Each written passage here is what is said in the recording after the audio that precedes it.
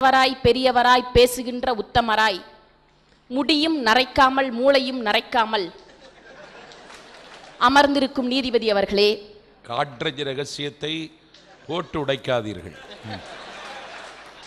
பருக்கை அளவு கூட செருக்கில்லாமல் கர்வத்தை தவிர சர்வத்தையும் கற்றிருக்கக்கூடிய நீதிபதி அவர்களே, எட்டாத பழத்திற்காக கொட்டாவி விட்டுக்கொண்டு அமர்ந்திருக்கும் எதிரணியை சார்ந்த அன்பிற்கினிய சகோதரர் அவர்களே, ஒன்றே குலம் ஒருவனே தேவன் என்று கடவுளை ஒன்றாக்கி அகம்புறம் என வாழ்வை இரண்டாக்கி பேசும் மொழியை மூன்றாக்கி வாழும் நிலத்தை நான்காக்கி அதை அன்பின் ஐந்தினையாக்கி சுவையை ஆறாக்கி இசையை ஏழாக்கி எட்டு தொகை பாடி நவரசம் விதைத்து 10 பாட்டு பாடி 12 தொகை இயற்றிய தமிழர்கள் சார்பாக கூடியிருக்கும் தமிழ் நெஞ்சங்களே,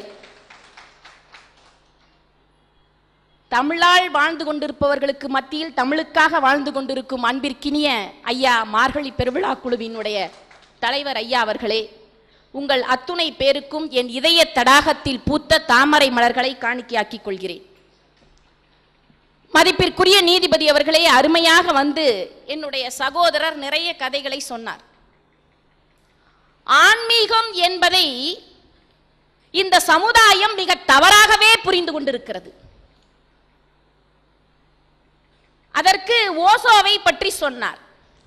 ஓசோ ஒரு கதை சொன்னதாக சொன்னார். அந்த கதையை சொல்வதற்கு கூட ஓசோ என்ற ஆன்மீகவாதி தானே இந்த உலகத்திற்கு தேவைப்பட்டார்.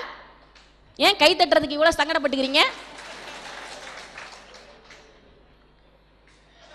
நடுவர் அவர்களே, அதற்கு பிறகு ராஜபக்சேவை பற்றி குறிப்பிட்டார். நான் கேட்கிறேன், வன்முறை வாகனங்களும் ஏமாற்று ஏவுகணைகளையும் பொய்மூட்டை போர்க்களங்களையும் இந்த உலகத்தில் எல்லா திசைகளிலும் பரப்பி இரத்த சேரில் மூழ்கி குளிக்கின்றவன் எல்லாம் ஏதோ ஒரு மதத்தை சார்ந்தவனாக இருப்பதனாலேயே அவனை ஆன்மீகவாதி என்று கை காட்டுவது இந்த சமுதாயத்தின் குற்றம். சபாஷ், அற்புதம்.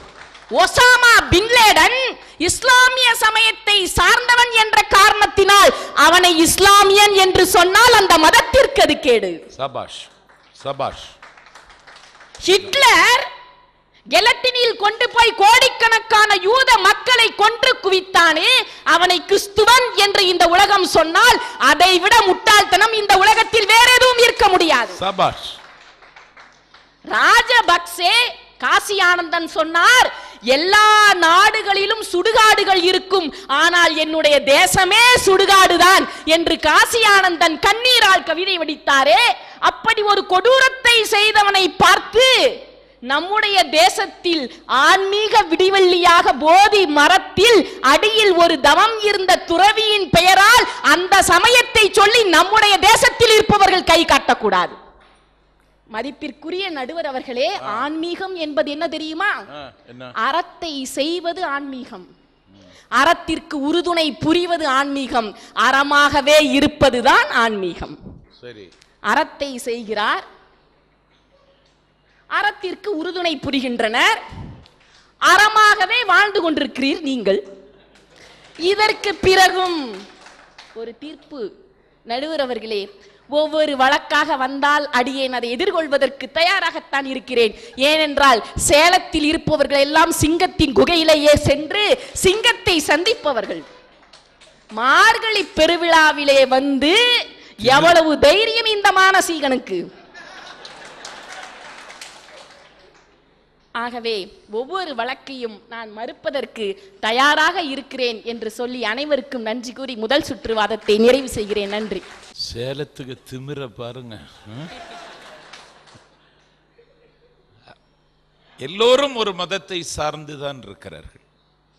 தங்கச்சி அழகா சொன்னா, ஆசன் வைஷ்யம் திறந்த வெளி சிறைச்சாலையில் 40 லட்சம் யூதர்களை கொன்று முடித்த கொடியவன் அவன் கிறிஸ்தவன் ஹிட்லர்.